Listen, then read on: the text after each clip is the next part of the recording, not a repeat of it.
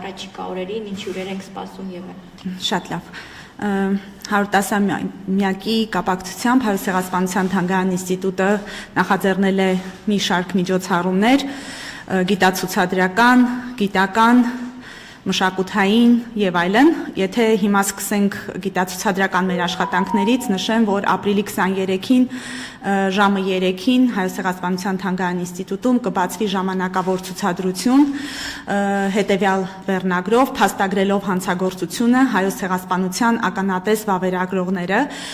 իր ծավալով, խորությամբ եւ բնույթով ցուցադրությունը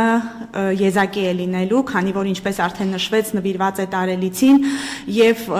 մակերեսի առումով եւ նաեւ նյութի առումով որոշեցինք, որ քանի որ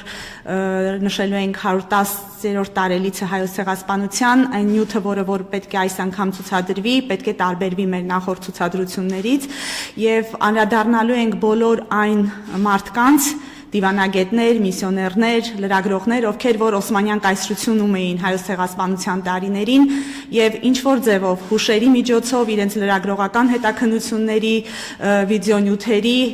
լուսանկարների միջոցով փաստագրում էին հանցագործությունը։ Այստեղ հանցագործություն բառը հատուկ ենք շեշտել ցույց տալու համար, որ այնինչ տեղի ունեցավ հայերի հետ 1915-23 թվականին, չնայած չկար ցեղասպանություն բառը, բայց կարդալով վավերագրողների նյութերը հստակ բառամթերքը ցույց է տալիս, որ բոլորը խոսում են մի ամբողջ ազգի բնաջնջման մասին, խոսում են հայկական հարցի վերջնական լուծման մասին, ինչը որ նաև կարևոր է հենց ցեղասպանության հանցագործությունը հասկանալու համար։ Բացի մոտ 26 երկրների դիվանագետներից, լրագրողներից եւ այլն, հատուկ անդրադարձ ունենք նաև Օսմանյան կայսրությանը, քանի որ Օսմանյան կայսրությունում եւս կային մարդիկ, ովքեր վավերագրում էին Հայոց ցեղասպանությունը, նաև անդրադարձել են Կոստանդնուպոլյան դատավարություններին, որով որ ցույց ենք տալիս, որ Օսմանյան կայսրությունը հենց առաջին պետությունն էր, ով հենց իրավական դատական process-ների միջոցով ճանաչեց Հայոց ցեղասպանությունը, խոսել ենք այն հանձնաժողովների մասին, որոնք ստեղծվեցին հավաքագրելու համար այդ ամբողջ նյութը, որը այնուհետև հիմք հանդիսացավ այդ դատական process-ների համար, նաև թուրքական մամուլից ենք ցույց տալու տեղեկություններ, որով որ փաստագրվում եւ վավերացվում էր Հայոց ցեղասպանությունը։ Դա ապրիլի ներկայացվելու են եւ լուսանկարներ, եւ նամակագրություն, եւ մամուլում տեղ գտած նյութեր, հա, ցուցանմուշները ինչ։ Այո, ցուցանմուշները ձեր ասած ուրեմն տիպի են, հիմնականում գրքեր, այսինքն հուշագրություններ,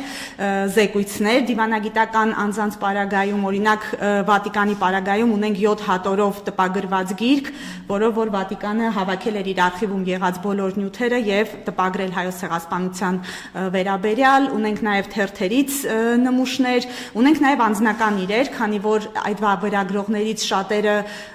միսիոներներն էին եւ նրանք նաեւ պահպանել էին որոշ իրեր, իրենց անձնական իրերը, այն հայ որբերի իրերում, որ պահել էին եւ այդ բոլորը ցույց կտանք ցուցադրության ժամանակ։ Բացի Երևանում Հայոց ցեղասպանության թանգարան ինստիտուտում բացվող ցուցադրությունից, ասեմ, որ նախաձեռնել ենք նաև մի շարք ցուցադրություններ այլ երկրներում, արդեն դրանցից մի քանիսը տեղի են ունեցել, շատ չեմ անդրադառնա յուրաքանչյուրին, ուղղակի նշեմ, որ աշխարհագրությունը այստեղ բավական մեծ է, արդեն Բուխարեստում ունեցանք Հայոց ցեղասպանության թանգարան ինստիտուտի կողմից պատրաստված ցուցադրության բացումը նվիրված ցեղասպանության ժամանակ հայ կանանց փորձառություններին, ապրիլի 23-ին եւ 24-ին Մոսկվայում եւ Լենինգրադում կունենանք մեր ինստիտուտի կողմից պատրաստված երկու ցուցադրությունների պաշտոնական բացումները, պաշտոնական բացումներ կլինեն նաեւ Լեհաստանում եւ եվրոպական այլ երկրներում, մենք դեռևս նախորդ տարի նախաձեռնել էինք հատուկ ցուցադրության նախապատրաստում, որը որ առաջարկեցինք մեր ներկայացուցչություններին, արտասահմանում գտնվող եւ այնտեղից արձագանքներ եղան եւ այս տարվա ապրիլի ընթացքում այդ ցուցադրությունները բոլորը կլինեն։ Ինչի վրա ենք շեշտը դնելու, օրինակ Մոսկվայում, Լեհաստանում։ Ուրեմն ցուցադրությունները տարբեր են, Մոսկվայում ընդհանուր կլինի, Մոսկվայի ցուցադրությունը տեղի է ունենալու Մոսկվայի հայկական թանգարանում եւ ընդհանուր ցեղասպանության մասին է լինելու, իսկ Լենինգրադում, Սանկտ Պետերբուրգում բացվող ցուցադրությունը լինելու է հայ ընտանիքի հետքերով եւ ցեղասպանությունը վերապրած հայ ընտանիքների պատմությունների միջոցով Սանկտ Պետերբուրգում մեր ուրեմն այցելուներին կներկայացնենք Հայոց ցեղասպանության պատմությունը։ Իսկ Լեհաստանում Լեհաստանում նորից այդ ընդհանուր պատմությունն են վերցրել հայոց ցեղասպանության վերաբերյալ,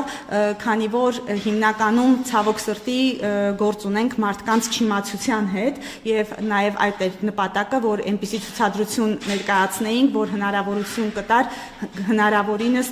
ընդարձակ տեղեկություն ստանալ հայոց ցեղասպանության մասին։ Ասեմ, որ Զորյան ինստիտուտի հետ նաև մի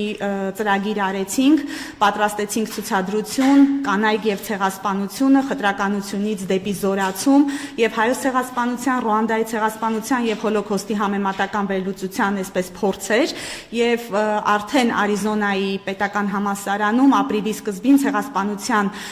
ուրեմն շաբաթվա ընթացքում արդեն մեր ցուցադրությունը ցույց էր տվել եւ նախնական պայմանավորվածություն ունենք Զորյան ինստիտուտի հետ, որ ցուցադրությունը կշրջի